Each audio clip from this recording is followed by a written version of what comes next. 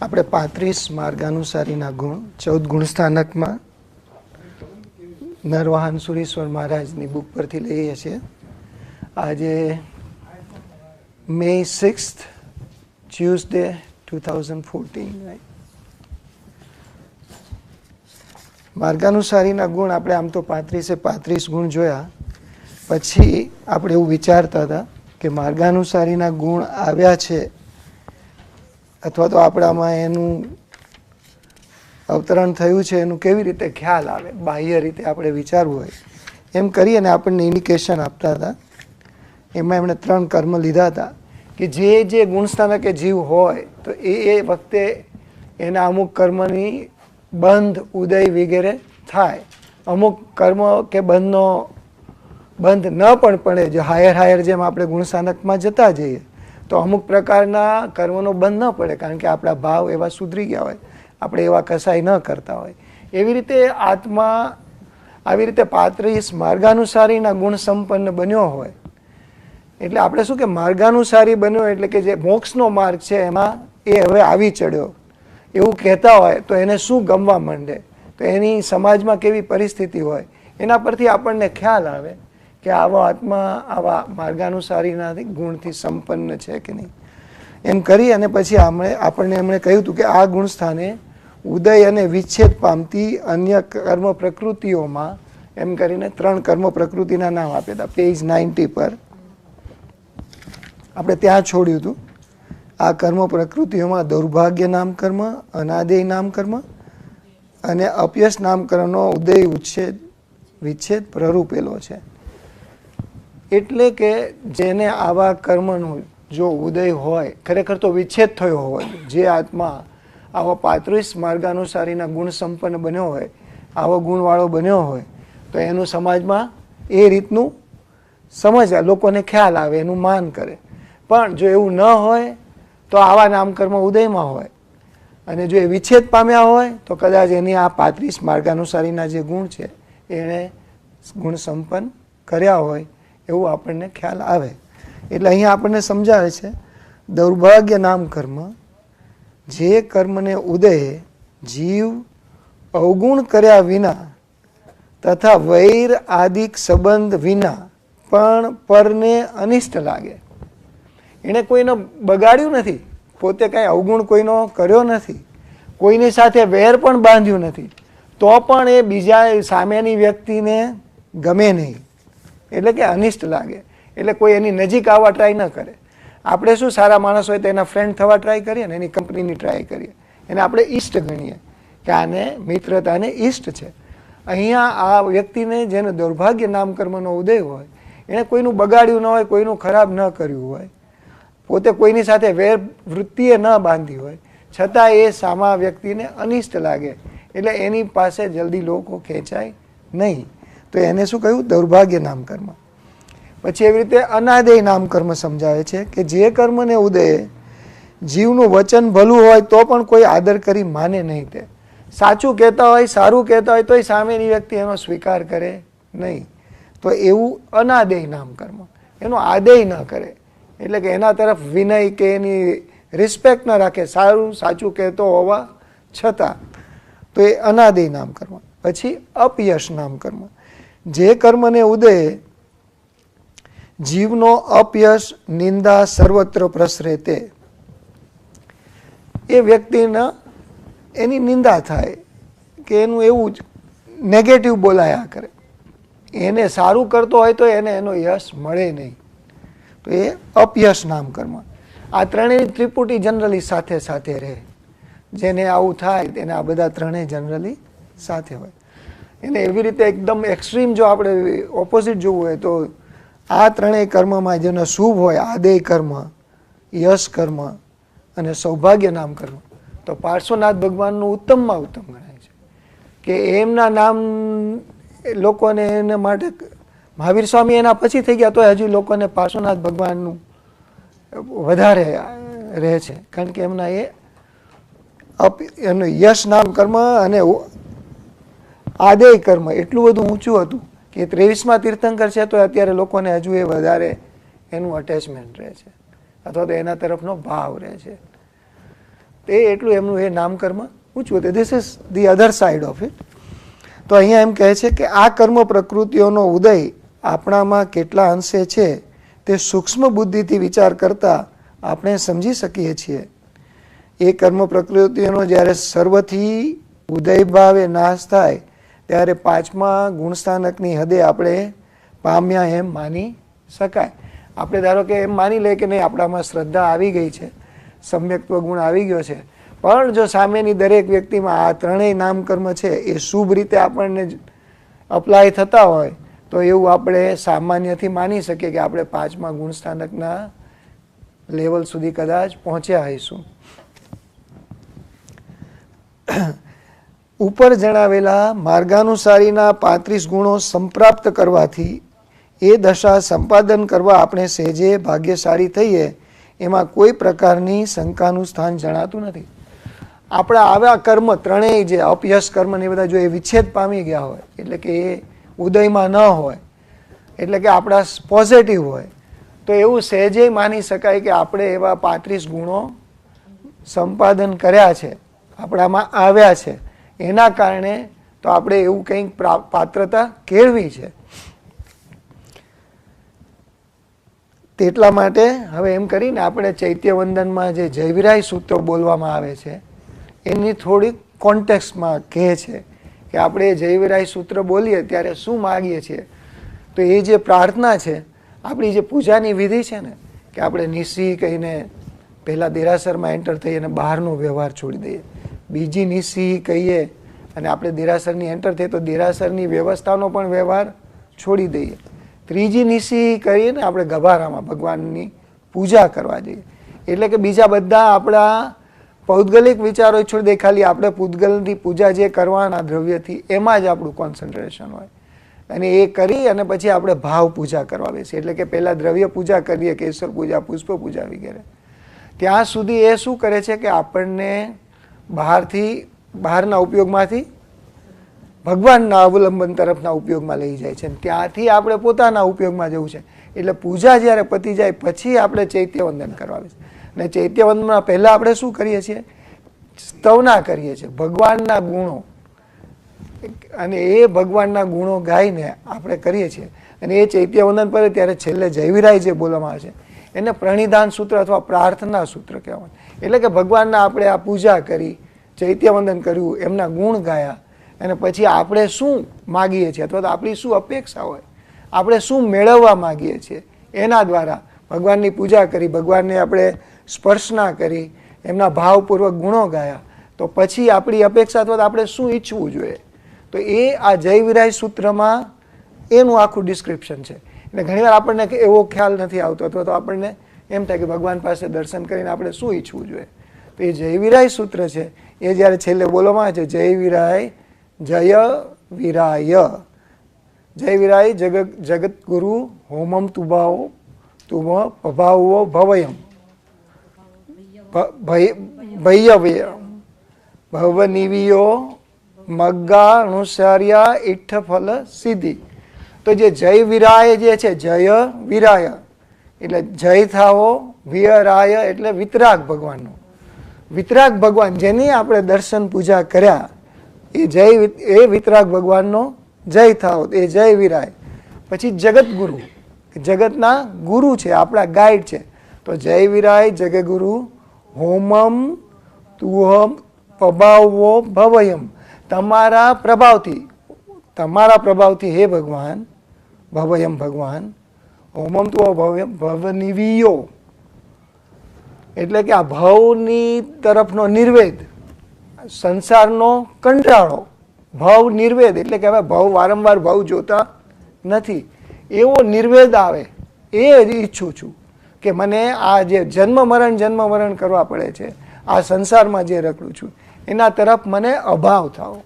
તો ભવવિયો હોમ તુ ભવયમ ભવનિવિયો, પછી મગ્ગા અનુસાર્યા એટલે માર્ગાનુસારી, મગ્ગા અનુસાર્યા ઈષ્ટફલ સિદ્ધિ.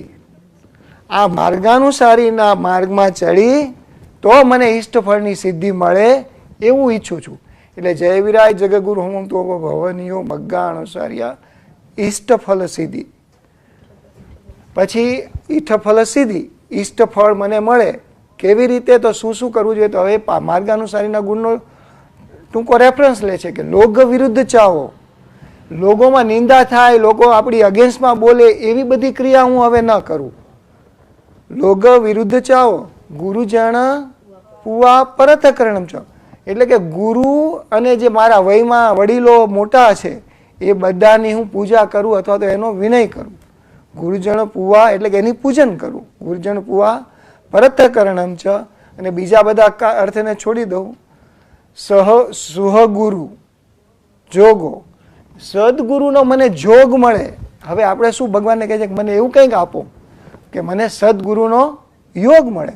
એ આપણે વારંવાર વાત કરતા હોઈએ છીએ કે ગુરુના યોગ વિના આપણું કાંઈ મેળ પડવા, પણ આપણે ત્યાં ભગવાનને પણ એ જ કહીએ છીએ કે તમારી પૂજા કરી, સ્તવના કરી, પણ હવે તમે મને સદગુરુનો યોગ કરાવો. તો સહગુરુ જોગો, પછી સેવણા આભવ, તવણ સેવણા આભવમાં ખંડા. પેલા બોલવાનું હોય તો બોલાઈ જાય, એટલે શબ્દો જાય. તમારા વચનોની સેવા, તવણ સેવણા આભવમાં અખંડા, આભવમાં ખંડા એટલે અખંડ.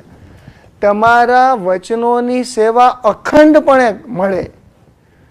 ભગવાનના વચનોની સેવા એટલે કે ભગવાને જે કહ્યું છે, ભગવાને જે આજ્ઞા કરી છે એના ચરણોની સેવા, તમારા વચનોએ કહ્યા હોય એ પ્રમાણે અખંડપણે મને ભવો ભવ મળતી રહો. સેવણા આભવમાં ખંડા, એવું માગીએ છીએ, બીજું કાંઈ માગવાનું. પછી વારિજ જય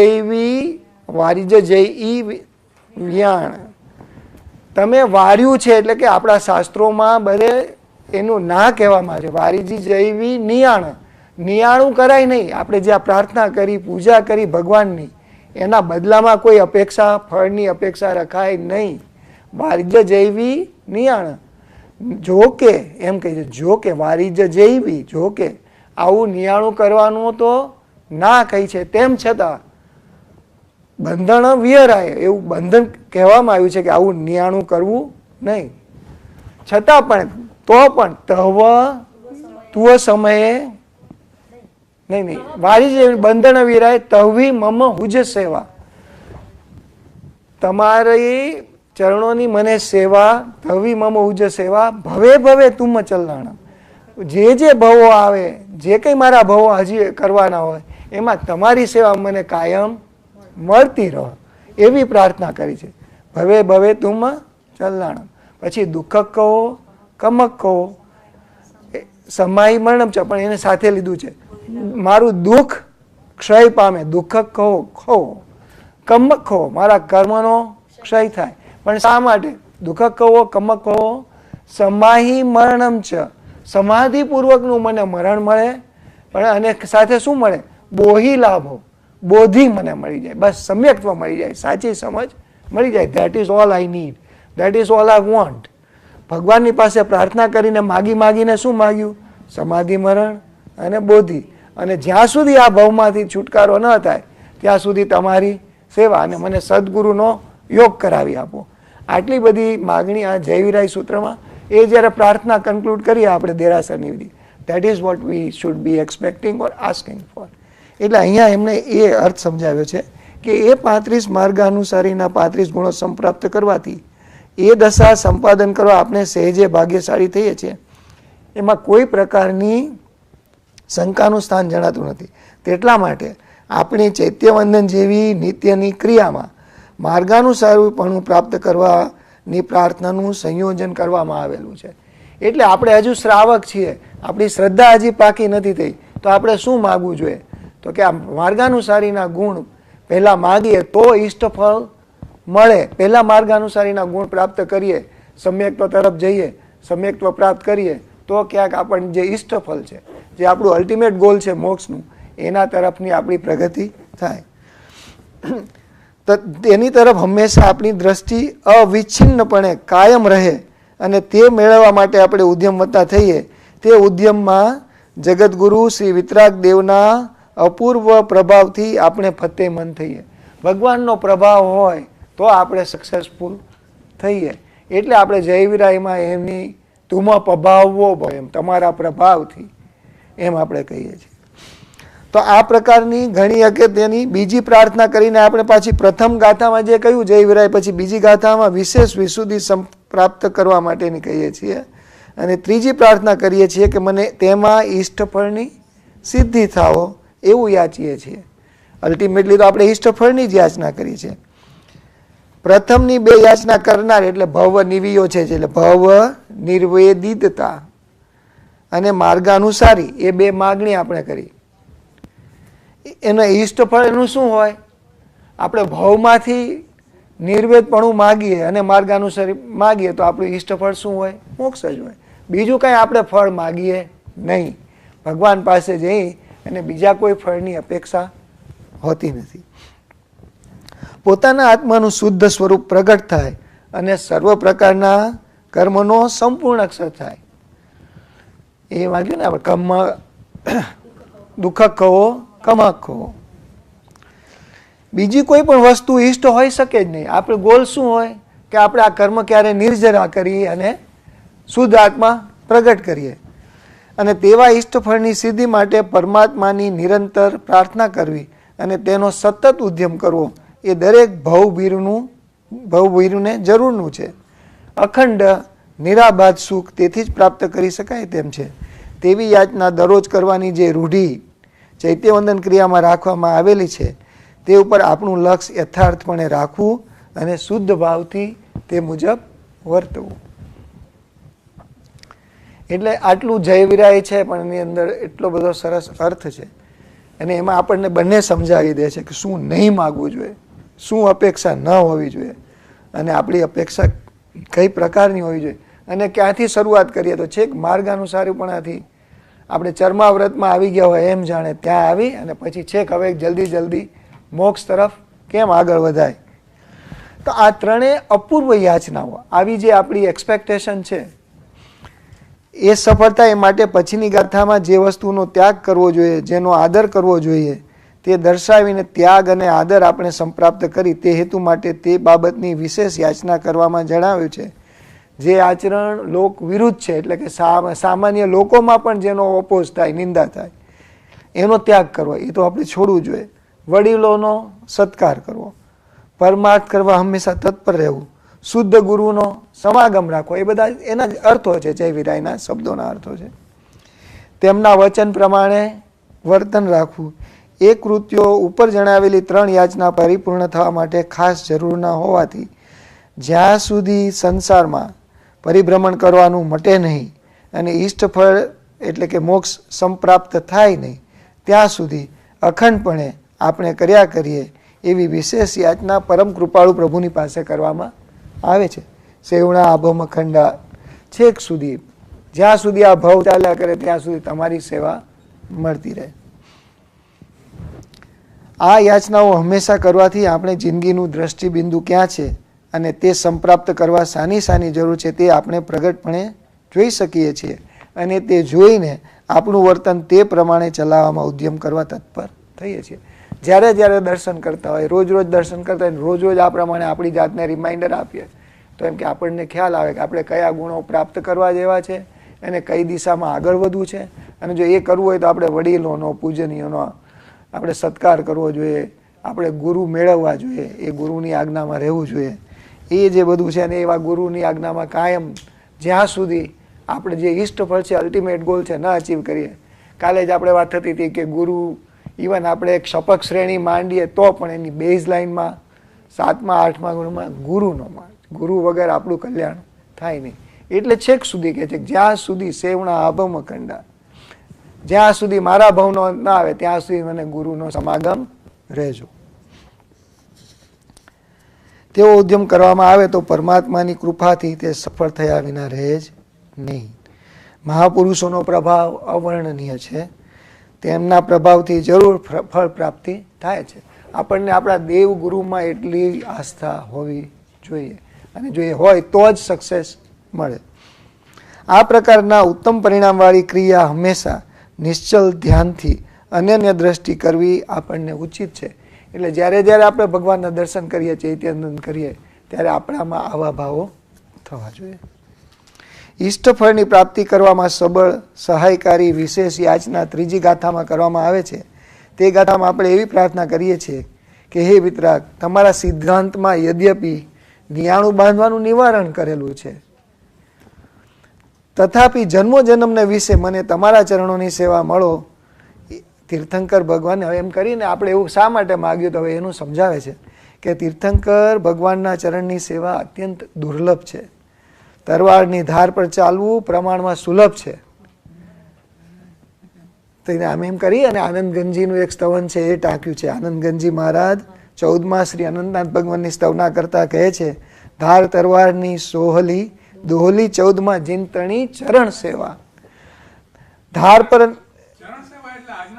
હા, એટલે એના પગમાં, ચરણ એટલે પગ, એટલે આપણે એના પગે પડીએ, મીન્સ એમના સર્વસ્વ, એની આપણે સમર્પણ ભાવ કે એમના પગમાં આપણે પડીએ અને એટલું ભાવપૂર્વક વંદન નમી નમીને કરીએ કે એનું જ આપણે એમની આજ્ઞાનો ટોટલ સ્વીકાર કરીએ, સમર્પણ કરીએ. એટલે જીનતણી ચરણ સેવા. પછી શું કે છે, ધાર પર નાચત દેખ બાજીગરા સેવના ધાર પર રહે ન દેવા. આવા તલવારની ધાર પર નાચનારા તો ઘણા દેખાય છે, પણ ભગવાનની આવી અખંડ સેવાની જે ધાર છે એ પકડી રાખનારા બહુ દુર્લભ વ્યક્તિઓ હોય છે. દેવતા સરખા પણ તીર્થંકર ભગવાનના ચરણની સેવાની ધાર પર રહી શકતા નથી. જે લોકો દેવલોકમાં છે એને આવા ભગવાનની સેવાનો લાભ મળતો નથી. જ્યારે તરવારની ધાર પર ચાલતા અનેક બાજીગરો, એટલે જે આવી ટેકનિક શીખી ગયા હોય એ તો એ ખેલ કરતા હોય.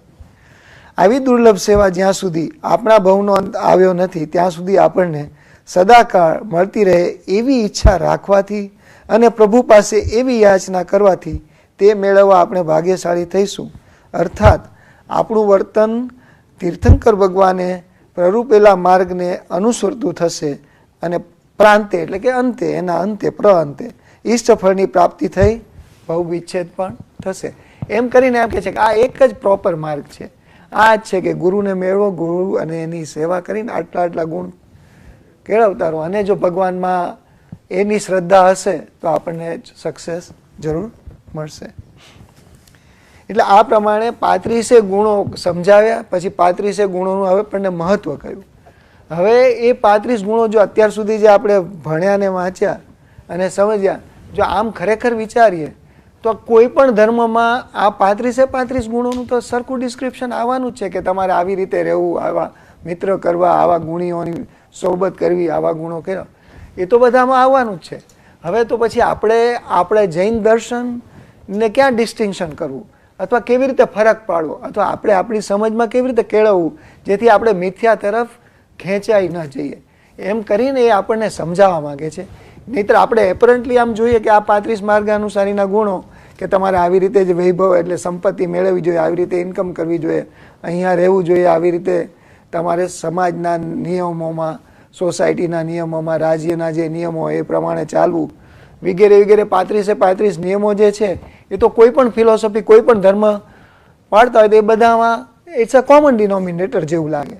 એટલે હવે આપણને આગળ સમજાવવા માંગે છે કે આપણે જે માનીએ છીએ, આપણું જે દર્શન છે એમાં હવે તફાવત ક્યાં પડશે. એટલે એમ કહે છે કે ઇતર દર્શનમાં અને જૈન દર્શનમાં શું તફાવત છે, તથા દેવગુરુ ધર્મ ઉપાસ્ય રૂપે કોણ હોઈ શકે એ જણાવતા લેખો. એટલે હવે એ સમજાવવા માંગે છે કે આ 35 માર્ગાનુસારીના તો ગુણો બરાબર છે, આપણે એ ગુણો સંપાદન કરવા જોઈએ, પણ એ અન્ય દર્શનમાં અને આપણા દર્શનમાં આવા ગુણો સંપાદન કરીને આપણે એની બેઝલાઇન, આપણું મૂળ શું હોવું જોઈએ અને ધ્યેય શું હોવું જોઈએ, શા માટે, એ હવે અહીંયા સમજાવવા માંગે છે કે માનવ માત્રને, એટલે કે એની હ્યુમન બિંગ જેને આવું સંજ્ઞીપણું મળ્યું છે, પંચેન્દ્રિય સંજ્ઞીપણું, એ દરેકને પોતાની વિચાર શક્તિ હોય છે, અને એની વિચાર શક્તિ હોય એટલે કંઈક ને કંઈક ઉપાસ્ય હોય છે. એટલે કે આપણી દરેકની લાઈફમાં આપણી આવી સમજ હોય એટલે આપણા કંઈક ગોલ હોય, આપણે શું કરવું જોઈએ, આપણે શું મેળવવું છે, એવું દરેક વ્યક્તિને પોતપોતાની રીતે જેની જે સમજ અને જે એમની જે વિચારવાની ધારા જે પ્રમાણે જે દિશામાં જતી હોય એ પ્રમાણે કંઈક ને કંઈક પોતાનું ઉપાસ્ય એટલે કે ડિઝાયરેબલ પોતાના ગોલ હોય કે મારે આમ થાય તો સારું, આવું મારે કરવું છે. એટલે શું કહે છે કે માનવ માત્રને કાંઈ ને કાંઈ ઉપાસ્ય હોય જ છે, જેની આપણે ઉપાસના કરીએ, કે જેની પરસૂટ, દરેક વ્યક્તિને કંઈક પરસૂટ તો જીવનમાં હોય જ. કેમ કે ઉદ્દેશ આગળ રાખીને જ પ્રવૃત્તિ આદરવાનો સ્વભાવ પ્રાય માનવ જાતિનો છે. કારણ કે આપણે હંમેશા જે કંઈ કરીએ છીએ, કંઈક ગોલ સેટ કરીએ ને, કંઈક આપણે સેટ કરીએ છીએ કે મારે આવું કરવું છે, પછી એનો આપણે પ્રયત્ન કરીએ. આમ એમને આપણે રેન્ડમલી દોડીને ધમાલ કરતા હોય એવું નથી, પણ આપણે કાંઈક એનું ગોલ સેટ કરી મારે આ મેળવવું છે કે અહીંયા પહોંચવું છે, એમ નક્કી કરીને આપણે એનો ઉદ્યમ કે એટલે અહીંયા એમ કહે છે માનવોમાં મુખ્યત્વે આવે એમ કહે છે હવે એટલે કે દરેક માનવ આવે તો કંઈક પ્રયત્ન રહેવાનો જ, એનું કંઈક ગોલ તો સેટ હોય જ, અને એનો ઉદ્યમ પણ એ દરેક વ્યક્તિ કરવાનો. તો એમ કહે છે કે આવા માનવોમાં મુખ્યત્વે નાસ્તિક અને આસ્તિક એ બે પ્રકાર છે. એટલે જે અહીંયા પેલા ભેગ જુદા પડે આપણે, નાસ્તિક અને આસ્તિક. હવે જ્યારે અહીંયા આપણે નાસ્તિક શબ્દ વાપરીએ, આપણે ઘણીવાર નાસ્તિક શબ્દનો ઉપયોગ કોઈને તુચ્છ માનવામાં કે તિરસ્કાર કરવામાં, અહીંયા આપણે એવું નથી. અહીંયા આપણે સમજવા માંગીએ છીએ નાસ્તિક એટલે કે જે લોકો ઈશ્વરમાં માનતા નથી, ધર્મમાં માનતા નથી, એથિસ્ટ, એ આમ મોરલી હોય, સારું જીવન જીવતા હોય, પણ એને ભગવાનમાં માન્યતા નથી કે ધર્મમાં માન્યતા નથી, આવું કંઈ છે જ નહીં. એટલે એને આપણે નાસ્તિક કહીએ છીએ. ઐહિક એટલે કે આ લોકને સંબંધી એનું જે ફોકસ છે અથવા તો એની જે સમજ છે અથવા તો એની જે માન્યતા છે, એમાં અહીંયા જે પ્રેઝન્સ આ સમાજમાં આ સોસાયટીમાં જે કાંઈ દેખાય છે એને લગતી એની માન્યતા છે. એને પરલોક ને ભગવાન ને ધર્મ એવી કોઈ એમાં માનતા નથી. તો એવા લોકોને શું કહીશું? નાસ્તિક. નાસ્તિક એટલે કે જેનામાં ધર્મ, દેવ, ગુરુ, ધર્મ વગેરે એવી કોઈ વસ્તુ છે નહીં, કોઈ પણ ધર્મ નહીં. નોટ જૈન ધર્મ એવું નહીં, કોઈ પણ પ્રકારના ધર્મમાં કે કોઈ પણ પ્રકારના ભગવાનમાં માન્યતા નથી, એવા લોકોને નાસ્તિક કહેશું. તો એ નાસ્તિકમાં બે પ્રકારના હોઈ શકે, સ્વાર્થી અથવા તો સેવાર્થી. એટલે અહીંયા એમ કહે છે કે આ પ્રકાર મુજબ તેઓની પ્રવૃત્તિમાં ફેર પડી જાય છે. એટલે જો માનવોમાં મુખ્યતઃ નાસ્તિક અને આસ્તિક બે પ્રકાર છે, અને એ જે બે પ્રકાર છે એના કારણે એમની પ્રવૃત્તિ અને એના ઇન્ટેન્શનમાં ફરક પડે છે. આ પ્રકાર મુજબ તેઓની પ્રવૃત્તિમાં પણ ફેર પડી જાય છે. વળી નાસ્તિકમાં સ્વાર્થી અને સેવર્થી તેમજ આસ્તિકોમાં, એટલે હવે આસ્તિક એટલે કે જે લોકો કોઈ જાતના ધર્મ, દેવ એટલે કે ભગવાનમાં માને છે, ધર્મમાં માને છે, કોઈ ગુરુને ફોલો કરે છે, એટલે કે જેનામાં દેવગુરુ ધર્મ છે, તો એને આસ્તિક કહેશું. હજુ આપણે એવું નથી કહેતા કે શેમાં આસ્થા છે, પણ એને કોઈ ધર્મમાં, કોઈ ગુરુમાં, કોઈ ભગવાનમાં આસ્થા છે, એ લોકોને આસ્તિક કહેશું. એટલે એનું એની જે વિચારધારા હશે પેલા કરતા જુદી પડશે.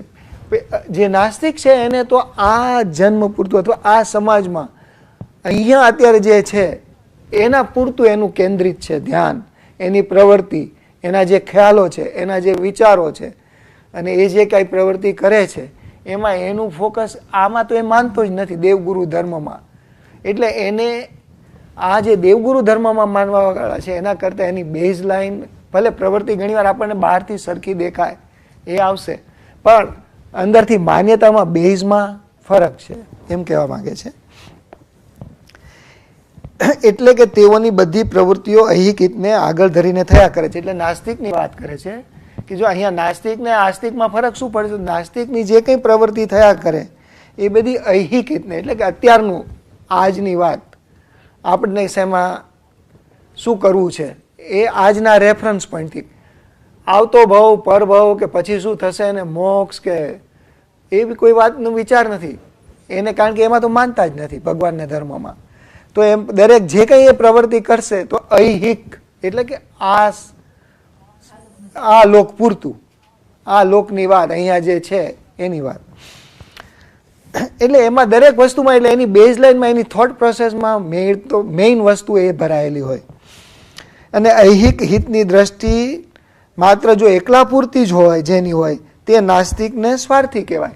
હવે આવી રીતે ઘણા લોકો જીવતા હોય છે કે ભાઈ આજની વાત કરો અને પોતાને કેવી રીતે પોતાનું જે કાંઈ કરતા હોય, પોતાની પ્રવૃત્તિ, પોતાનું કમાવું, પોતાનું જીવવું, એને પોતાના પરનું ફોકસ હોય. મોટા ભાગના લોકોને જ્યારે બીજી પ્રવૃત્તિ ન હોય અથવા તો 24 કલાક સાથમાંથી મોટા ભાગનું પોતાની વાતમાં જ ગડમથલ ચાલતી હોય. પોતાની કમાણી કરવી, પોતાનું ઘર ચલાવવું, પોતે કેમ સુખી રાખે, પોતે કેમ, તો એ કેવો કહેવાય? ઐહિક સ્વાર્થી. એમાં પોતાના એકલાની જ વ્યવસ્થાને એની જ વાત વિચારી રહે છે. તો એ નાસ્તિક છે પણ સ્વાર્થી છે. એટલે એ તો આપણને બહુ કંઈ એમાં, એટલે એવા વ્યક્તિમાં કંઈ પૂજનીય કે આપણને એમાં સારા પણ દેખાતું નથી. એક છે એવો ક્લાસ છે એમ માનીને આપણે આગળ છે. પણ એનાથી આગળ જઈએ તો કે નાસ્તિકને સ્વાર્થ, એવા નાસ્તિકને સ્વાર્થી કહેવાય પણ જેની ઐહિક હિતની દ્રષ્ટિ. હવે એવા પણ લોકો હોય જે આમ નાસ્તિક હોય, જે ધર્મગુરુમાં માનતા નથી, પણ એની હિતની દ્રષ્ટિ એટલે કે ઐહિક હિતની દ્રષ્ટિ પોતાના કુટુંબીજન તરફ હોય, એટલે પોતાના કુટુંબનું ધ્યાન રાખતો હોય, ભરણ પોષણ કરતો હોય, બરાબર. અથવા કોઈ એનાથી આગળ જાય તો પોતાના મિત્ર જે હોય એ બધાનું પણ ધ્યાન રાખતો હોય, સાચવતો હોય, અથવા તો આખી જ્ઞાતિનું, પોતાની આખી જે કમ્યુનિટી હોય એની પણ સેવા કર્યા કરે. એનાથી પણ આગળ જઈને આખું જે કુળ હોય, જે મોટું એનું, આખી સોસાયટી, બધાનું ધ્યાન રાખે, અથવા તો સમાજનું, ધ હોલ સોસાયટી, દેશ, કાં તો ઘણા દેશભક્તો હોય, ધર્મ વખતે એવું ના માનતા હોય, પણ આખા દેશમાં પોતાના દેશના કોઈ પણ કામ કરવાના હોય, દે આર રેડી ટુ સર્વ. અને ઘણા એથી ને બિયોન્ડ, માનવ જાતિ, ટોટલ હ્યુમેનિટેરિયન અપ્રોચ, આખી હ્યુમેનિટી જ્યાં ભાઈ હોય માનવ માત્રની સેવા કરવાની, એવાય હોય. અને ઘણા તો એવા હોય સમસ્ત પ્રાણી માત્ર, જે કોઈ જીવ છે એ બધાનું કંઈક કરવા, પોઝિટિવ કરવા ઈચ્છતા હોય. પણ એની માન્યતામાં આપણે જેમ કર્યું એમ દેવગુરુ ધર્મ એટલે કે ભગવાનની એની વાત નથી, છે પોતે સેવાર્થી, એટલે એ ગુણવાન છે, ડિઝાયરેબલ છે, પણ વોટ ઇઝ લેકિંગ ઇઝ ધર્મ અને ગુરુનું નથી. એટલે આપણને અહીંયા એકદમ ક્લિયર ખ્યાલ આપતા જાય છે કે નાસ્તિકમાં આવા બે પ્રકારના લોકો હોય. અને નાસ્તિકમાં જે સેવાર્થી હોય એ તો ઘણા કુટુંબથી માંડીને છેક બધા જ લિવિંગ બિંગ સુધી પહોંચે, કે જે આપણે એન્વાયરમેન્ટલિસ્ટ હોય છે, કે જે એનિમલ રાઇટ્સવાળા હોય છે, કે દે ગો બિયોન્ડ હ્યુમેનિટી, ખાલી હ્યુમન એક્સપિરિયન્સ માટે નહીં પણ બિયોન્ડ ધેટ. તો એવા પણ હોય છે. હવે આ બાજુ લઈ જાય છે આસ્તિક તરફ. હવે આસ્તિક છે એ દેવગુરુ ધર્મને માનવાવાળા છે, કંઈક પોતે કોઈ ધર્મમાં માને છે, કોઈ ભગવાનમાં માને છે, કોઈ ગુરુમાં માને છે, એની જે કન્સિસ્ટન્ટલી જે થતું એમ. પણ એવા દેવગુરુ ધર્મનો પણ ઉપયોગ પોતાના ઐહિક સ્વાર્થ માટે જે કરે એ સ્વાર્થી. આસ્તિક છે પણ કેવો? સ્વાર્થી છે. એને પડી છે પોતાના ઐહિક સુખની. આમ દેવગુરુ ધર્મને માને છે પણ એને અલ્ટિમેટલી મેળવવું છે શું? એ દેવગુરુ ધર્મ થ્રુ પણ, એમના દ્વારા પણ એની પરસુટ પોતાના આ લોકના સુખની જ છે. એટલે એ સ્વાર્થી છે. પછી અહીંયા એકદમ સરસ ઝાટકણી કરે છે કે આ જે સ્વાર્થી છે ને, આસ્તિક સ્વાર્થી, એ પેલા નાસ્તિક સ્વાર્થી કરતા ઘણી વાર ભૂંડો નીવડે છે. કારણ કે આમ આસ્તિક છે પણ એવું રોંગ એક્ઝામ્પલ સોસાયટીને પાર, કારણ કે આમ દેવગુરુ ધર્મમાં માનતો એવો બહાર દેખાડે છે, પણ આમ પોતે અંદરથી પૂરેપૂરો સ્વાર્થી છે, ઐહિક સુખનો. એટલે એ તો એમ કે એકદમ ખરાબ. એની માન્યતા છે એ પોતાના સ્વાર્થ પૂરતી છે. એટલે એ હવે સમજાવશે. એટલે આમાં એને છે ને એકદમ બધું મિક્સ કરેલું છે, એટલે મેં આ ક્લાસિફાય કર્યું છે. તો જે આસ્તિક મહાશય દેવગુરુ ધર્મનો પણ ઉપયોગ પોતાના ઐહિક સ્વાર્થ માટે કરે તે સ્વાર્થી કહેવાય. બીજા માટે કરે તે પરોપકારથી ગણાય. પણ હજી પણ આ પરોપકારથીની માન્યતા પણ ઐહિક સુખ, પરોપકાર એ ઐહિક સુધીનો છે. પરલોકમાં આપણને પૌદ્ગલિક સુખ મળે એવા હેતુથી જે આસ્તિક શિરોમણી દેવગુરુ ધર્મનો ઉપયોગ કરે તે પરલોક સુખાર્થી કહેવાય. હજી ત્રીજી કેટેગરી આવી. એને વળી એનો લોભ હજી થોડો વધારે છે કે આ લોક મને પરલોકમાંય મને કેમ વધારે સુખ મળે આ દેવગુરુને ધર્મથી. આશરો લેવો છે એને ફોલો કરવા છે આ દેવગુરુને ધર્મને, પણ પોતાને મેળવવું છે શું? અહીંયા અને પરલોકમાં પણ ઐહિક સુખ જ મેળવવું છે. તો એને પરલોક સુખાર્થી કહેવાય. કારણ કે પરલોકમાંય પોતાના સુખની જ દ્રષ્ટિ છે એને અર્થ.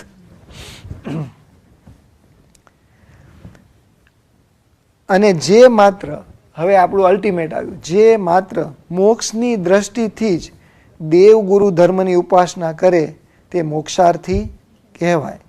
એમ ઉદ્દિષ્ટમાં ચાહે જેટલા ભેદ હોય તો પણ માનવ માત્રને કાંઈ ને કાંઈ ઉપાસ્ય હોય છે એ વાત સ્પષ્ટ છે. કારણ કે પ્રયોજનમ ઉદ્દેશ્ય ન મંદોપી પ્રવર્તતે, એટલે કે પ્રયોજન વગર કોઈ પણ પ્રયોજન વગર કોઈ કાંઈ પ્રવૃત્તિ કરતું નથી. આવા બધા પ્રકારવાળા મનુષ્યો હોય એ દરેકને એમના પોતાના આવા ગોલ કે ધ્યેય હોય છે. એટલે કાંઈ પ્રયોજન વગર નિર્બુદ્ધપણે પ્રવૃત્તિ કરતો નથી. આપણે બધા જે કાંઈ પ્રવૃત્તિ કરતા હોય, આપણી જે બુદ્ધિમાં બેસે, આપણને જે યોગ્ય લાગે એની પાછળ જ આપણી પરસૂટ હોય એમ કહે છે. હવે અહીં જોવાનું એ છે કે પ્રવૃત્તિ સારી કઈ અને ખોટી કઈ. સારી દુનિયા માને છે કે સ્વાર્થી પ્રવૃત્તિ ખોટી. એ તો બહુ ઇઝી છે એમ કે અન્ડરસ્ટેન્ડ. બે સ્વાર્થી, આસ્તિક હોય કે નાસ્તિક હોય, એ પ્રવૃત્તિ ખોટી. હવે તો પણ હવે આપણને અહીંયા દીવાદાન તો પણ આસ્તિકની સ્વાર્થી પ્રવૃત્તિ કેટલાક અંશે સારી ગણાય છે.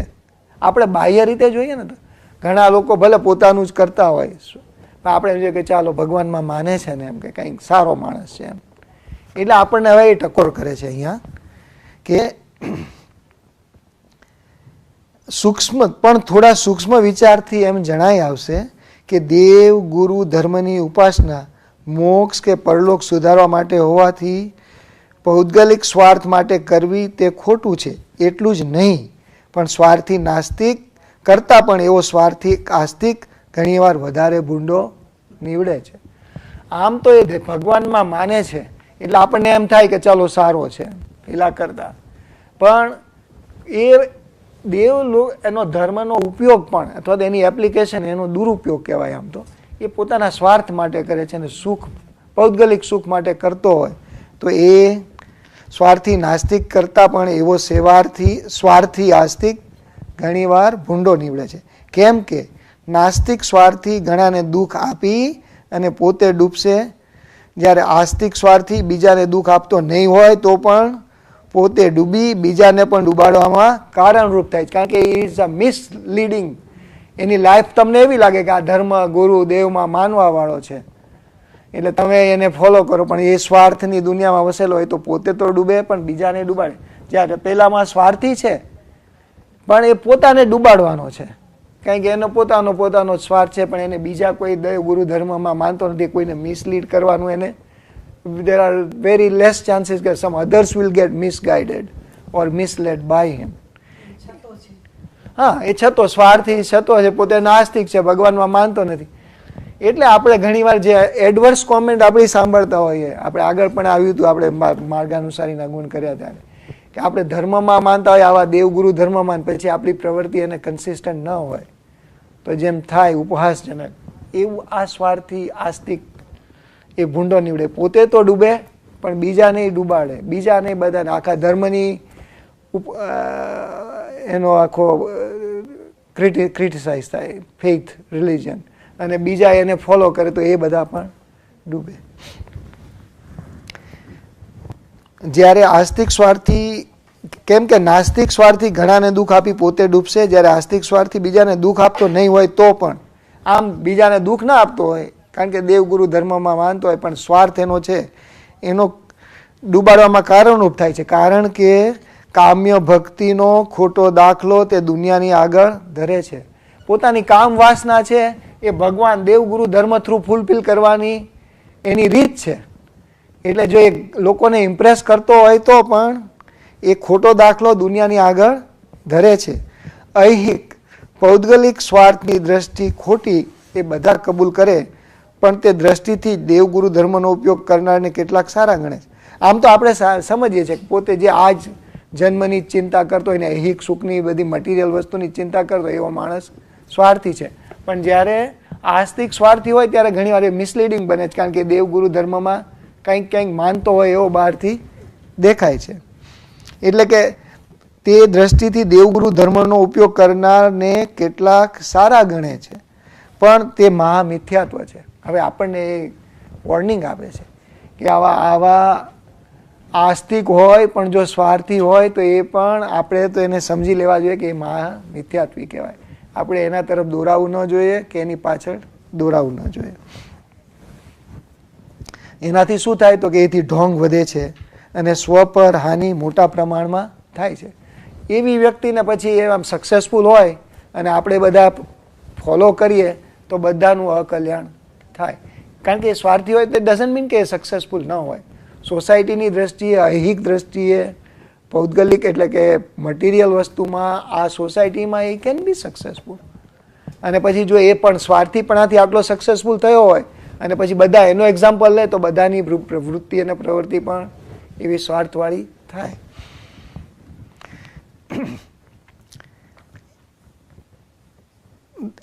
તે દ્રષ્ટિથી દેવગુરુ ધર્મનો ઉપયોગ કરનારને કેટલાક સારા ગણે છે, પણ એ મહામિથ્યાત્વ છે. એથી ઢોંગ વધે છે, સ્વ પર હાનિ મોટા પ્રમાણમાં થાય છે. એટલે આસ્તિકનો સ્વાર્થ નાસ્તિકના સ્વાર્થ કરતાં પણ વધારે અનર્થકારી છે. ધર્મના નામે એ અનર્થ દુનિયામાં ચાલ્યા કરે છે. એટલે નાસ્તિકના સ્વાર્થની જેમ આસ્તિકનો સ્વાર્થ સામાન્ય જનતાની આંખે ચડતો નથી. પેલો તો દેખાય આવે, એ છતો છે, અને આ ઘણીવાર દેખાય નહીં. એ અનર્થકારી સ્વાર્થનો ખ્યાલ શ્રી જીન શાસને ઘણી સારી રીતે આપ્યો છે. આ સ્વાર્થના ભેદો ઓળખવા એ સમ્યક જ્ઞાન છે. એટલે હવે આપણને કહે છે કે આપણે આ દ્રષ્ટિ કેળવવી જોઈએ કે ખરેખર કલ્યાણ જીવોનું ક્યાં છે એનું આપણને સમજ હોય તો આપણને આ જે આસ્તિકોમાં આવા સ્વાર્થી કેવા હોય, પરોપકારથી, પરલોક સુખરથી, ખાસ તો સ્વાર્થી અને પરલોક સુખરથી, એ આપણને ડિસ્ટિંગ્વિશ કરતા આવડે. એટલા માટે કહે છે કે તેવા સ્વાર્થનો સાચો તિરસ્કાર આવવો એ સમ્યક દર્શન છે. આ બંને સ્વાર્થીને છોડી દઈ માત્ર મોક્ષ મેળવવા માટે જ સંયમ પ્રવૃત્તિ આદરવી એ સમ્યક ચારિત્ર છે. એટલે હવે સમ્યક ચારિત્રની ડેફિનેશન કરવી હોય તો આ બધા નીકળી જાય. આસ્તિક મોક્ષાર્થી દેવગુરુ ધર્મ હોય ત્યાં જ ટકી શકે, કારણ કે બાકી બધામાં સમ્યક દર્શન જ્ઞાન ચારિત્ર ન હોય. સમ્યક ચારિત્ર ક્યાં નીવડવાનું તો કે અહીંયા. સંયમ પ્રવૃત્તિ આદરવી એ જ સમ્યક ચારિત્ર છે. એથી એવી પ્રવૃત્તિ ઈચ્છા નિરોધથી ઉજાડવી, અને ઈચ્છા નિરોધને સમ્યક તપ કહેવાય છે. કે ચાલો વારું, સેવાર્થી નાસ્તિકો સ્વાર્થ કેટલાક અંશે મૂકી દે છે. હવે એમ કરીને પાછા સેવાર્થી નાસ્તિકની વાત પર જાય છે કે સેવાર્થી નાસ્તિકો સ્વાર્થ કેટલાક અંશે મૂકી દે છે, એટલે પોતાના એકલો સ્વાર્થ જોતા નથી. તેથી સારા લાગે છે, પણ તેઓની બધી પ્રવૃત્તિઓ કુટુંબીઓ, જ્ઞાતિજનો, મિત્રો, સમાજ બાંધવો કે દેશબંધુઓ કે સમસ્ત માનવો કે પ્રાણીઓના ઐહિક સુખના લીધે જ હોય છે. એમની પ્રવૃત્તિ અથવા તો એમની જે દ્રષ્ટિ છે એ ક્યાં સુધી પહોંચે તો કે ઐહિક સુખ સુધી જ પહોંચે. એટલે તેઓ સેવા કાર્ય ઘણું કરે છે, પણ તે સ્વ પર ઘાત નીવડે છે. લોંગ ટર્મમાં જે કલ્યાણ થવું જોઈએ, બેનિફિશિયલ થવું જોઈએ, જે અલ્ટિમેટ આપણે જે પાપ અને પુણ્ય જે સમજીએ છીએ કે જે કર્મ ખરે ને જેની નિર્જરા થાય ને જીવનું કલ્યાણ થાય, ત્યાં સુધીની એમની નાસ્તિક લોકોની દ્રષ્ટિ ત્યાં સુધી હોતી જ નથી. આટલી બધી સેવા કરે, પોતાનો સ્વાર્થ જતો કર્યો હોય અને આટલી બધી સેવા પણ કરતા હોય, પણ there is still something base line is missing. એમની જે સેવા છે, એમની જે દ્રષ્ટિકોણ છે, એ આ અત્યારના જે ભૌતિક સુખો એમ કેમ આ બધાને મળે, એટલે બધા જીવોને એમ કે કેમ સારું ખાવા મળે, સારું પહેરવા મળે, સારું રહેવા મળે, ત્યાં સુધીની જ દ્રષ્ટિ પહોંચે છે. કારણ કે ધર્મ દેવગુરુ ધર્મમાં તો એમની માન્યતા છે જ નહીં. એટલે જે ઉત્તરોત્તર જે કલ્યાણ મળે એવા માર્ગ આટલું બધું સારું કરતા હોવા છતાં that is what is lacking. એટલે એ ત્યાં સુધીનું એને મિથ્યાત્વ કહ્યું છે. એ સારી છે પ્રવૃત્તિ, સ્વાર્થીની કમ્પેરિઝનમાં ઇટ્સ ડિઝાયરેબલ, ઘણી સારી પ્રવૃત્તિ છે, પણ છતાં ત્યાં લેકિંગ ઇઝ સમ્યક. That is what is lacking.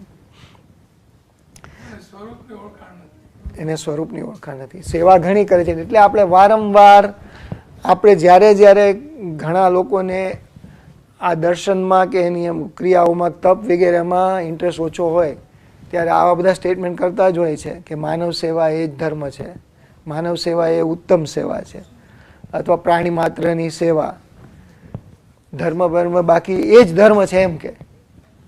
That is, એ તો આસ્તિકને પણ આ બધા જે છે સમાજની, દેશની, પ્રાણીઓની સેવા તો કરવાની જ છે, પણ એના આસ્તિકની બેઝ લાઇનમાં દેવગુરુ ધર્મ છે. એટલે ક્યારે એવું એકલું એકાંતે નહીં બોલાય કે માનવ સેવા એ જ ધર્મ છે. ધર્મ છે, બધાનું કલ્યાણ થાય એ ધર્મ છે. ખાલી માનવ સેવા કરવી કે ભૂખ્યાને ખવડાવવું કે એને કપડાં આપવા એટલેથી એ ધર્મ અટકી નથી જતો. એ સમજવાનું છે. ઘણીવાર આપણે કોઈને સમજાવવું હોય તો પણ મુશ્કેલી પડે છે. જે લોકો ભગવાનમાં હું કાંઈ માનતો નથી, હું તો લોકોની સેવા કરવામાં માનું છું, એવું આપણે ઘણીવાર સાંભળતા હોઈએ છીએ.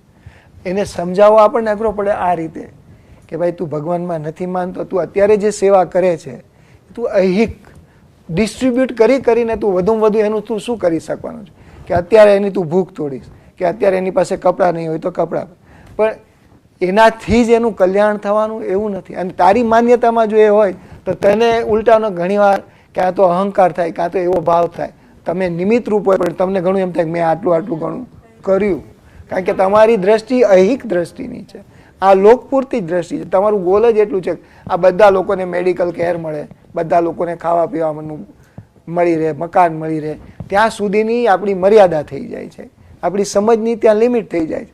એટલે આપણે એમ જ કહીએ બસ આમાં ધર્મ આવી ગયો, અને એવું જો માનીએ તો એ મિથ્યાત્વ છે.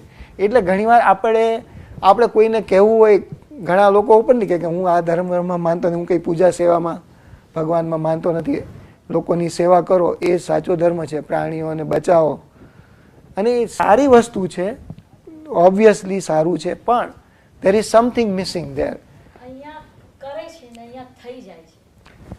થઈ જાય છે અને એને અમુક લેવલ સુધી એને કરવાની આજ્ઞા છે એને, કારણ કે જ્યારે અશુભમાંથી શુભમાં માટે ત્યાં સુધી શુભ કરવું પડે છે, અશુભમાંથી અટકવા માટે. પણ એને ખ્યાલ છે અલ્ટિમેટલી શું અને શેમાં હિત શું છે. અહીંયા એની હિતની ડેફિનેશન એટલી લિમિટેડ થઈ જાય છે કે અત્યારના એનું જે જીવન છે, એનું જે જીવન છે એમાં એને વસ્તુઓ મળી રહે એટલી વ્યવસ્થા કરવું તો એમ ઘણું બધું જ આવી ગયું એમાં. ફ્રસ્ટ્રેશન આવે, તત્વનો નિર્ણય નથી, તત્વમાં માન્યતા જ નથી. જ્યારે અહીંયા કરનારને એટલો ફરક પડશે.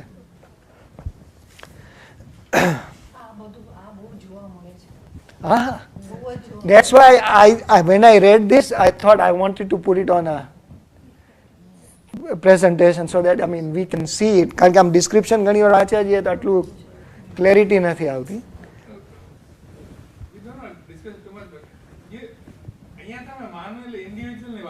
હા, એ હ્યુમન બીંગ્સ, કારણ કે જે આપણે સંઘની પંચેન્દ્રિય, હા આખા ધર્મ પણ એવી રીતે ક્લાસિફાય. વેદાંત અને ઇવન જે મોનોથિઝમમાં માને છે, ક્રિશ્ચિયાનિટી, ઇસ્લામ, બધાની દ્રષ્ટિએ, કારણ કે આપણે એ લોકો ભગવાનને એક તત્વ સૌથી પરમેશ્વર પરમ તત્વ માને છે. જ્યારે આપણે શું કહીએ છીએ કે આપણે એકવાર આત્મામાંથી બધા કર્મો ખરી જાય અને ગુણો પ્રગટ થાય એટલે બધા સિદ્ધો સરખા છે. હા, પણ આપણે તો અહીંયા એકદમ બોટમ લાઈન લઈએ છીએ, જે એથિસ્ટ છે, જે કોઈ ધર્મમાં માન, હા ઇન્ડિવિજ્યુઅલ લેવલે ને ના, આખા મોરાલિસ્ટ બધા હોય જ છે, ઘણા આખા ગ્રુપ, એની સોસાયટી હોય છે એથિસ્ટ ને કે they don't believe in any religion, any guru or any dharma, they just live in humanity. ઘણા એટલે એમાં બધા સબસેટ થાય, પણ there are people who are just that. એટલે આપણે તો એ રેફરન્સથી વિચારીએ છીએ.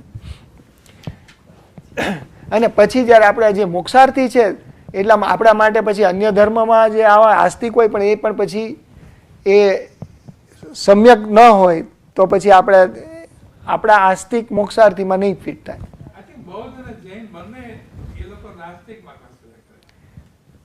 એ બૌદ્ધની માન્યતામાં પણ એમને એ લિમિટ તો નહોતી જ રાખી છે, પરમ તત્વની જે વાત છે, કારણ કે શુદ્ધતા આવે પછી ભલે આત્મા શુદ્ધ બને પછી એનો વિલય થઈ જાય છે એમ માને છે, પણ છતાં ત્યાં સુધીની પ્રોસેસમાં જૈનિઝમ ને બુદ્ધિઝમ વિશે ઘણું પેરેલલ છે.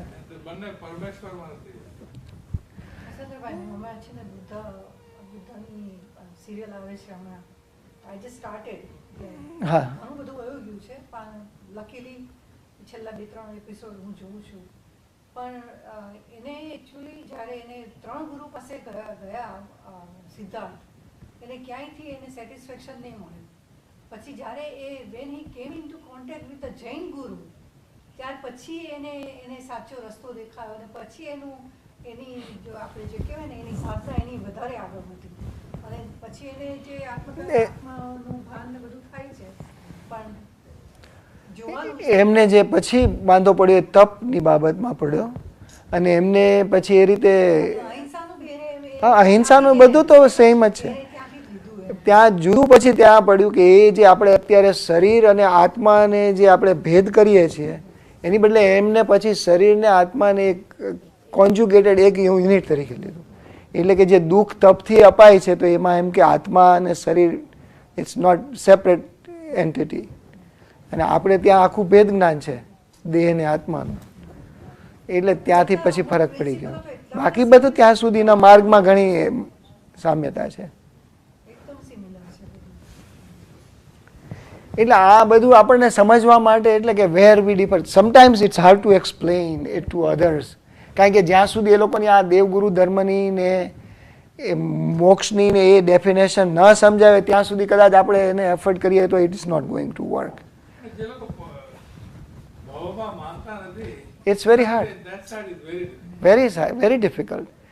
અને ભાવમાં તે એમાં હવે તો વધારે મુશ્કેલી થઈ છે. I had seen that Bill Maher's one of the movie he made about religion. એટલે totally he not believing it. અને એમાં એને તો એને ઉપહાસજન્ય એટલે એ લાગ્યું કે જ્યારે આ મુસ્લિમ લોકોએ જે ટેરરિઝમ કરવા માંડ્યા અને પેલા એમ કે તમે અત્યારે આ રીતે મારશો જે મુસ્લિમમાં નથી માનતા તો તમને પેલા ત્યાં જઈને 20 કન્યાઓ મળશે, 20 વર્જિન્સ ઓર સમથિંગ. એ જે એના પરથી તો બધાને એમ થયું કે આ જે હવે પ્રભવની વાતો કરે એ બધી નકામે આવે. કે આ તો અત્યારનું જે છે સમાજ વ્યવસ્થા અને રાજ્ય વ્યવસ્થા એમાં ઇટ્સ બીકમ સો ડિસરપ્ટિવ કે it has to be rejected. એટલે જે પ્રભવની વાતો છે ને એ આજે આપણા જૈન દર્શન જેવાવાળાની વાત જે ન માનતા એને કેવી બહુ અઘરી પડે. કારણ કે પ્રભવની વાતમાંથી જે મુસ્લિમ લોકોની જે ટ્વિસ્ટ કરી છે ફિલોસોફી કે પેલો જો તું એમ કે આટલા લોકોને જે જૈન મુસ્લિમમાં નથી માનતા મોહમ્મદની વિરુદ્ધ છે એને તારે મારવા જોઈએ ને એને મારીશ તો તને સ્વર્ગમાં આટલી વર્જિન મળશે એવું જે ઇન્ટરપ્રિટેશન કરીને આખું જે મૂકી દીધું એટલે હવે પ્રભવની તરફ લોકોની પેલું થઈ ગયું છે કે આ બધી વાતો આખી સમાજ વ્યવસ્થા અને આખી વ્યવહાર વ્યવસ્થા જ બધી જ તૂટી જાય આ લોકો આ ટેરરિઝમ કર્યા કરે તો. અને પેલાના મગજમાં એવું ભરવામાં આવ્યું હોય કે પ્રભવમાં તને આવું સારું મળશે. એટલે પ્રભવની ડેફિનેશન અમુક વાર આપણે કોઈને સમજાવીએ તો જેને ન ખ્યાલ હોય ને એના માટે બહુ અઘરું થઈ જાય અને આપણું આખું ફોકસ ત્યાં જતું હોય છે. એટલે ઘણીવાર કોઈ આપણે ઇવન અહીંની વિઝિટ પર આવે ને જૈનિઝમ સમજાવવું હોય ધેન ઇટ બીકમ્સ દેટ મોક્ષનો માર્ગ it becomes very hard for them to comprehend. Anyway એટલે અહીંયા કહે છે સમસ્ત માનવો કે પ્રાણીઓના અહિક સુખના લીધે જ હોય છે. તેઓ સેવા કાર્ય ઘણું કરે છે પણ તે સ્વ પર ઘાત નીવડે છે. કેમ કે પૌદ્ગલિક ચીજ માત્ર નાશવંત હોય તેની લાલસાથી કરેલી સેવા પણ પરિણામે આત્મઘાતક હોય છે.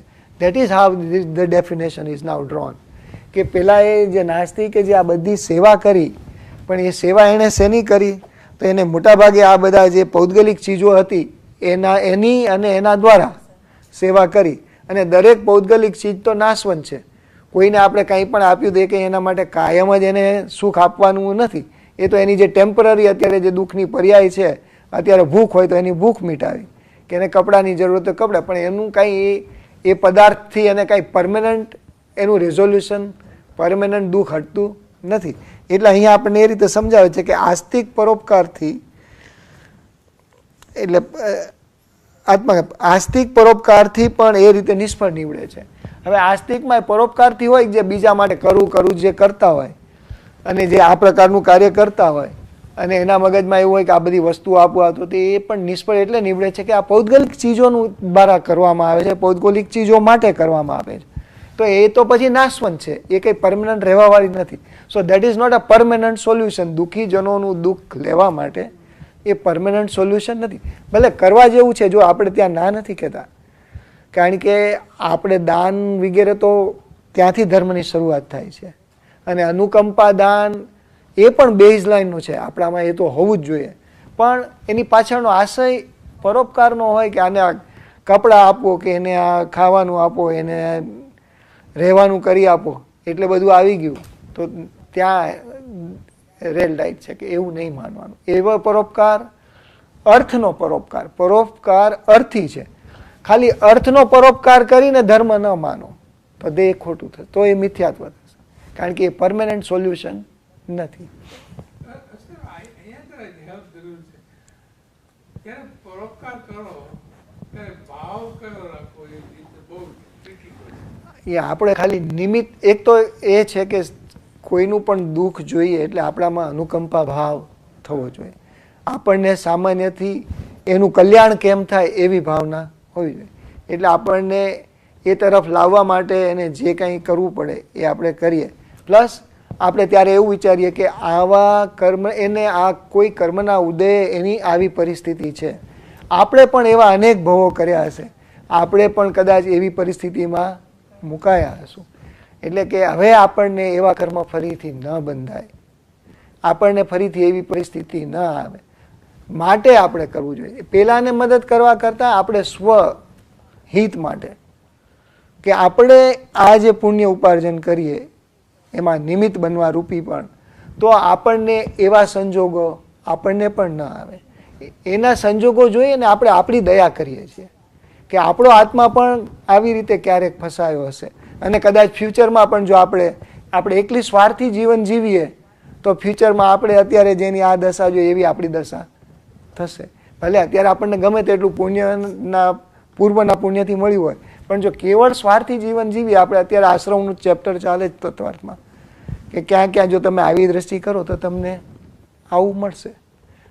તો આપણે પણ એટલે આપણે આપણી સ્વદયા કરીએ, ભલે એની આપણે અનુકંપાથી એને હેલ્પ કરીએ છીએ, પણ ત્યાં પણ આપણી સ્વદયાનો ભાવ છે કે જો આપણે આવું આપણું કલ્યાણ ઈચ્છતા હોય, આપણને આવું ન થાય, આપણને આવી ગરીબી કે આવી મુશ્કેલીઓ ના આવે, એટલા માટે થઈને આપણે એટલે આપણે તત્વનો વિચારમાં જઈએ છીએ, પુણ્ય પાપ, શુભ અશુભ, અને હવે આપણે ક્યાંથી જવું છે ને કેવી રીતે છૂટવું. એટલે બેઝ લાઇનમાં દ્રષ્ટિમાં એ રહેવું જોઈએ. એક અપેક્ષા માનું કે આપણે મદદ કરી શકીએ છીએ બીજાને, એ પણ વિચાર. હા, કારણ કે એ તો અંતરાય કર્મ પેલાનું ને આપણું બંનેનું નહીં નડતું હોય તો જ પોસિબલ થવાનું છે. ત્યાં પણ કર્મ આવવાનું છે. જો પેલાને અંતરાય કર્મ નીવડતું હશે તો આપણે મદદ કરવા જશું તો પણ એ સફળ નહીં નીવડીએ. અને ઘણીવાર અને આપણને અંતરાય કર્મ નડતું હોય તો આપણે મદદ કરી શકીએ એવું હોવા છતાં આપણને કરવાની ઈચ્છા નહીં થાય. એટલે ત્યારે આપણે એવું ઈચ્છવાનું, એટલે આપણે તો થવું જ જોઈએ, મદદ કરવાનો તો ભાવ આપણામાં થવો જ જોઈએ. નહીં ત્યારે આપણને આપણું અંતરાય કર્મ નડે છે એ હિસાબ આપણે સમજવો જોઈએ. એટલે આપણે એ કર્મને તો આપણે હટાવવું જ છે, એ કર્મનો પણ આપણે નિર્જરા જ કરવી છે. એટલે આપણે કંઈક તો કરવું જ જોઈએ. એટલે એ ભાવે પણ રહેવો જોઈએ. એટલે આપણે જે તત્વનો નિર્ણય છે એમાં દ્રઢતા આ કાર્ય દ્વારા આવવી જોઈએ. આ જે આપણે કાર્ય કરીએ છીએ એમાં પેલાને મદદરૂપ થઈએ છીએ એના કરતાં પોતાની દયા કરીએ છીએ, અને પોતે આપણા તત્વનો નિર્ણય દ્રઢ બને એમાંથી આ રીતે વિચારીને થવો જોઈએ.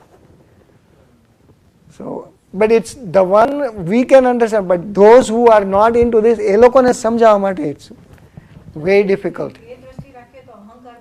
અહંકાર ના આવે, અહંકાર ના આવે, મેં કર્યું એવું ના થાય કે અમે કરીએ છીએ, અમારી સંસ્થા કરે છે, અમારું ગ્રુપ આમ કરે છે, એ બધું નીકળી જાય. કારણ કે આપણે જે કરીએ છીએ આપણા પોતાના કલ્યાણ માટે કરીએ છીએ, કોઈને આપણે કરીએ છીએ નહીં, આપણે પોતાના આપણા આત્માની દયા ખાઈને, એટલે તો આપણે આપણા આત્મભાવને એ તરફ લઈ જવા માટે, શુદ્ધ ભાવ તરફ આપણને ઓપોર્ચ્યુનિટી મળે છે. એટલે હંમેશા જ્યારે ઇવન આપણે આ તો દેરાસરમાં દાન કરીએ તકતીની વાત આવે, પણ આપણે કોઈ પણ સારા કાર્ય કરીએ માનવ સેવાના, એમાં પણ અમે આમ કર્યું કે અમારી સોસાયટીએ કે અમારા ગ્રુપે આવું કર્યું, એ બધા સ્ટેટમેન્ટથી આપણે વી આર લૂઝિંગ. કારણ કે એમાં આપણો કર્તા ભાવ આવી જાય છે અને આપણે કર્યું અને સામાન્ય આપણે મદદરૂપ થયા, એટલે એનો થોડું સુપિરિયરિટી કોમ્પ્લેક્સ બી આવી જાય, which is all should not be there.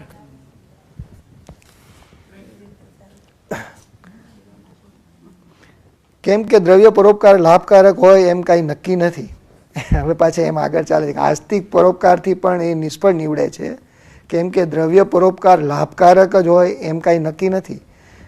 આ જમાનામાં નાસ્તિક સેવાર્થી અને આસ્તિક પરોપકારથી સંખ્યામાં ખૂબ વધ્યા છે.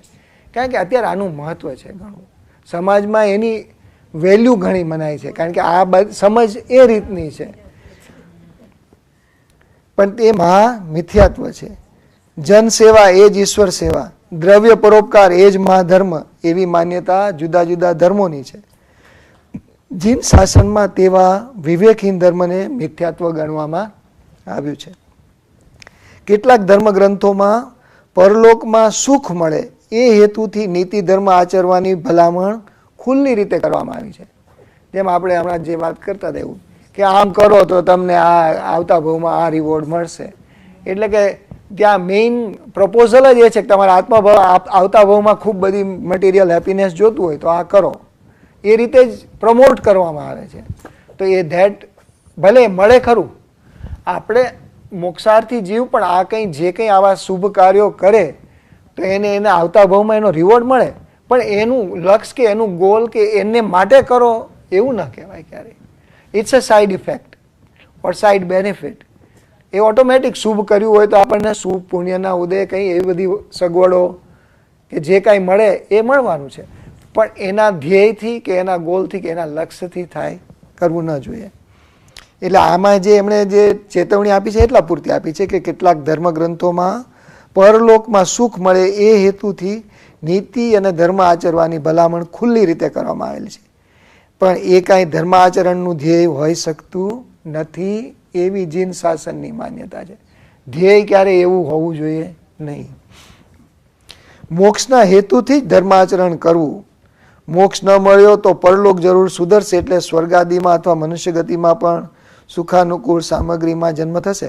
ધ્યેય તમે મોક્ષનું રાખ્યું હોય ને કદાચ હજી મોક્ષ ન મળે એટલી પણ તોય તમને પરલોકમાં જે સાધન સામગ્રી જે મળવાના છે એ મળવાનો તો ફાયદો થશે, પણ એનું ગોલ ન હોવું જોઈએ કે એનું ધ્યાન ન હોવું જોઈએ. જૈન દ્રષ્ટિએ વિચાર કરતા મોક્ષાર્થી જનો સિવાયના બીજા ખોટા છે. એટલે all other classes they fail at the qualifying mark. તે ઉપરના વિવેચન પરથી ખુલ્લું થાય છે. નાસ્તિક સ્વાર્થી તો નિંદ્ય જ છે, પણ નાસ્તિક સેવાર્થી, આસ્તિક સેવાર્થી, પરોપકારથી અને પરલોક સુખરથી એ બધા સાચા વિવેકથી પર હોવાને કારણે જૈન શાસનમાં મિથ્યાત્વી ગણાય છે. અહીંયા મિથ્યાત્વી ગણાય છે એટલે આપણે જો ખરેખર સમજવું હોય તો એટલા પૂરતું સમજ. એમને મોક્ષનું લક્ષ્ય નથી કે મોક્ષ માર્ગનો ખ્યાલ નથી ને મોક્ષ માર્ગ પર નથી, પણ એ બધા ખરાબ છે કે નેગેટિવ છે, દુષ્ટ છે એવો ભાવ નથી, પણ એ મિથ્યાત્વી છે. એટલે કે એમને સાચી સમજ નથી. એટલે અહીંયા આપણે જ્યારે જ્યારે કોઈને મિથ્યાત્વી કહીએ ત્યારે એ તિરસ્કારનો ભાવ કે એવો ભાવ નથી, પણ એનો ટ્રેક બરાબર નથી. જો મોક્ષનું ગોલ હોય તો એ બાકીના બધા ટ્રેક ખોટા છે. Unless they have gotten some basic, they won't understand. They can't love the party there. એટલું બહુ તો કહી શકો કે સારા કામ કરો છે કરો, પણ તમે કરો છો એવો અહંકાર રાખ્યા વગર કરો. Right take one step beyond that. આટલું કર્યું બધી ગણતરી કરવાનું બંધ કરી દે ને કર્યા કર, અને try to not make anything. હા, ઘણા લોકો પણ એમાં એ યાદ રાખવાનું કે અત્યારે એને આપણે મિથ્યાત્વી કહીએ છીએ, પણ એમાં કોઈ ઘણા ખરા ભવ્ય હોઈ શકે, ઘણા ખરા ચર્માવ્રતમાં આવી ગયા હોય, કારણ કે હજી ત્યારે સમ્યક દર્શન થાય ત્યારે પેલો અર્ધ પૂતગલ પરાવર્તન કાળ બાકી રહે પેલું જતું રહ્યું.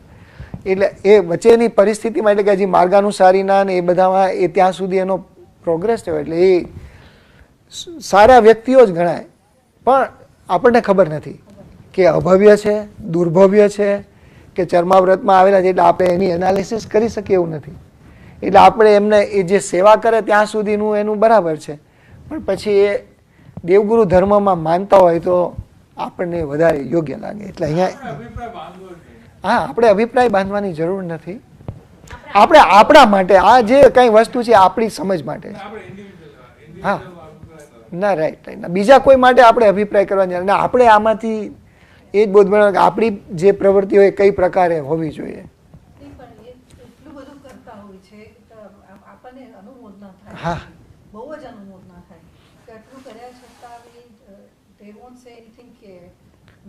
કારણ કે સ્વાર્થની વૃત્તિ નથી ને, સેવાની વૃત્તિ છે. વૃત્તિ સેવાની, પોતાનો સ્વાર્થ હટી ગયો છે, એટલે એટલી તો પ્રગતિ ઘણી થઈ છે એમ તો. અને એ જીવમાં ઘણા નજીક પહોંચી ગયા હોય તો એ તો ત્યાં એમને સમ્યક જ્ઞાન થતા વારે ના લાગે. ક્યારેક જે કન્વર્ઝન થઈ જાય તો તરત. સો નોટ નેસેસરીલી દે આર. મિથ્યાત્વ તો આપણને બધાને ક્યાંય સુધી નડે છે, જ્યાં સુધી ગ્રંથિભેદ ન થાય ત્યાં સુધી. પણ આ બધી વાતો ખ્યાલ હોય તો આપણું ફોકસ જ્યાં રહેવાનું જોઈએ ત્યાં રહે. જૈન શાસનમાં મિથ્યાત્વી ગણાય છે. આ મિથ્યાત્વને પુષ્ટ કરનારું જ્ઞાન જ્ઞાન નથી, દર્શન દર્શન નથી, અને ચારિત્ર ચારિત્ર નથી. મિથ્યાત્વી ઉદ્દિષ્ટથી જે કષ્ટો વેઠે છે તે તપ નથી. એટલે જેને આ સમજને ગોલ ન હોય ને પછી ઘણું ખૂબ કષ્ટ વેઠે પણ એ સમ્યક નીવડતું નથી, એટલે કે મોક્ષ તરફ લઈ જનારું નીવડતું નથી. એ દ્રષ્ટિથી એ પ્રમાણે થતું. ઉદ્દિષ્ટ એટલે અકોર્ડિંગલી. તે વગરનું જે સમ્યક જ્ઞાન, સમ્યક દર્શન ને સમ્યક ચારિત્ર, સમ્યક તપ હોય છે, આવું જે મિથ્યાત્વી ન હોય તો સામે સાચું કયું કહેવાય તો કે આ હોય છે જે જૈનોને માટે ઉપાસ્ય છે. મોક્ષનું જ્ઞાન, મોક્ષ મેળવી આપે તેવું દર્શન, મોક્ષ સાધક ચારિત્ર અને મોક્ષદાયક તપ એ સિવાય સર્વોત્તમ દુનિયામાં બીજું શું હોઈ શકે એમ છે.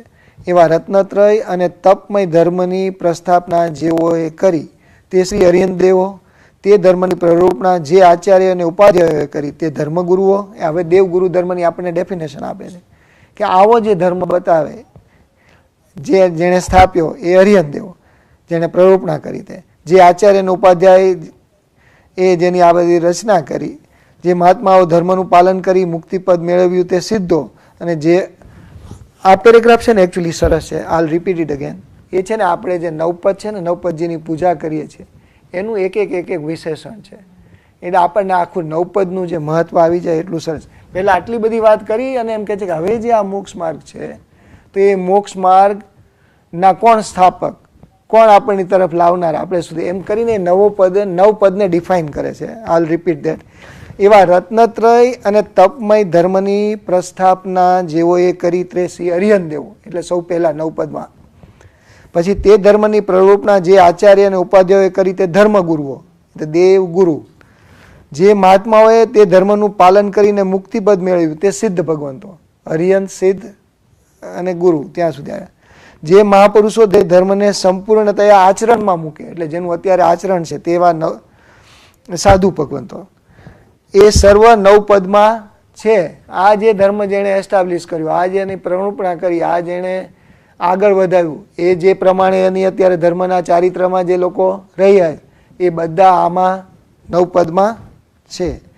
દુનિયાભરમાં મુમુક્ષુ માટે જે સારામાં સારું અને આવશ્યક હોય છે તેનો સમાવેશ આ શ્રી નવપદમાં છે.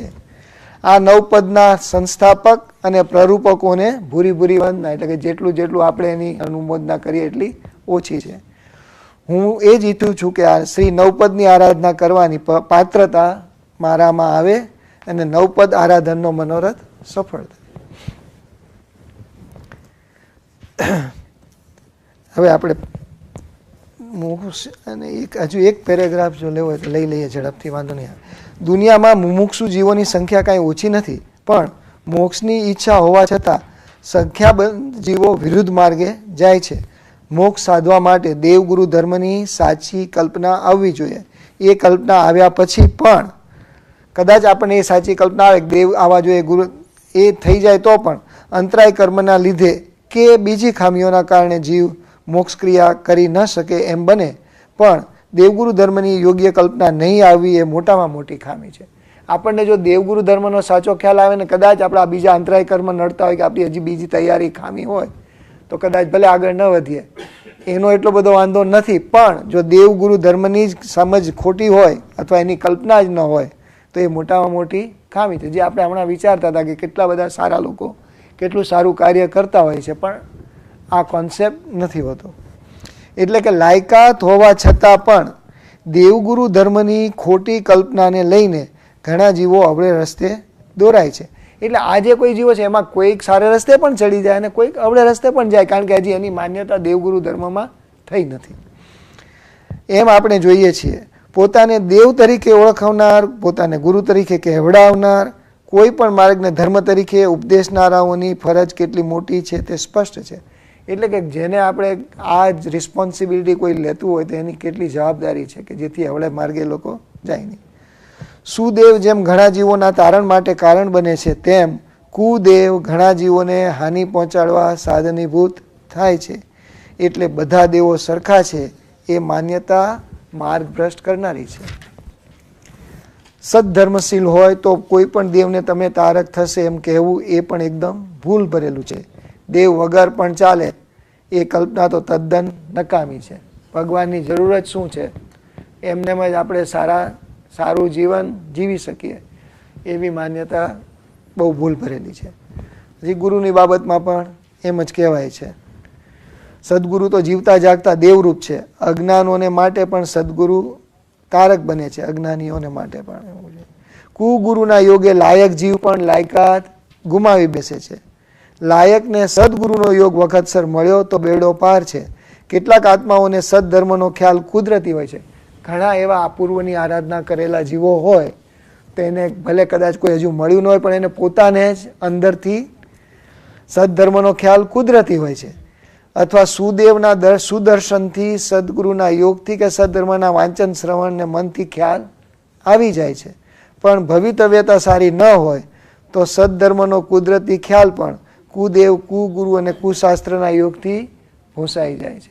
એટલે દેવગુરુ ધર્મનું એમાં ગુરુનું કેટલું મહત્વ છે એ સમજાવવા માગે છે કે જો ખોટા રવાડે ક્યાંય ચડી ગયા તો આપણે પાછા ઊંધા માર્ગે ચડી જઈએ અને જીવ મિથ્યાત્વમાં ફસે છે. અભાવી જીવોને તો સુદેવ, સુદગુરુ અને સત્શાસ્ત્રનો યોગ પણ ફળવાનો નથી. અભવ્ય જીવને તો આનો યોગે મળવાનો નથી. કુદેવ, કુરુ અને કુશાસ્ત્રનો સરખો મેળ સરખાને મળવાનો. એટલે અભવ્યને તો પાછા એવા કુદેવ, કુગુરુને એ મળી રહેવાના. એટલે દેવગુરુ ધર્મનું સ્વરૂપ જાણવા ઉપર જીવોનું ભાવિ સારું થશે કે નરસું થશે એ વાત નિર્ભર છે. એટલે આપણને ફરી ફરી એ જ સમજાય કે સદગુરુ, સદદેવ ને સદધર્મ એનું આપણે રેકગ્નિશન પ્રોપર થાય એ બહુ જરૂરી છે. ચાલો હવે પછી કરીશું.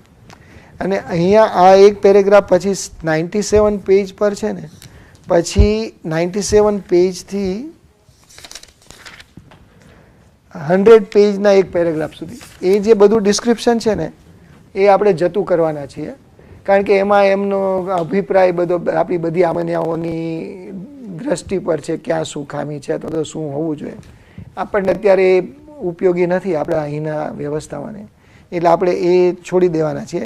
એટલે 97માં પેજમાં જે શ્વેતાંબર મૂર્તિ પૂજક શાસન પ્રેમીથી જે શરૂઆત છે ત્યાંથી લઈ અને 100મા પેજમાં જે જીવન પ્રગતિનું જે ટાઇટલ છે ત્યાં જ સીધા આપણે વી વિલ મૂવ અપ ધેર.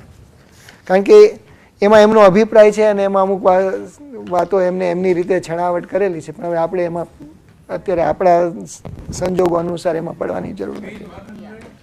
એટલે વેન વી રિઝ્યુમ ઇટ, આપણે જ્યારે પેજ 97નો પેરેગ્રાફ પૂરો થઈ જશે ને ત્યાંથી then we will move to that page 100 પર જીવન પ્રગતિ જે લખ્યું છે ને ત્યાં. કારણ કે it's a little bit difficult for us, for me to explain, and for us it becomes a little bit difficult. આપણી જે સમાજ વ્યવસ્થા ને અહીંની જે વ્યવસ્થા છે એમાં ઉપયોગી નથી એટલું બધું. સર્વમંગલ માંગલ્યમ સર્વ કલ્યાણ કારણમ પ્રધાનમ સર્વધર્માણ જૈનમ જયતિ શાસનમ સદગુરુ દેવ કી જય. મહાવીર સ્વામી ભગવાન કી જય. જીનાગના કે જીનાગના વિરુદ્ધ કંઈ પણ બોલાઈ ગયું હોય તો મિચ્છામી દુક્કડમ. જય જિનેન્દ્ર.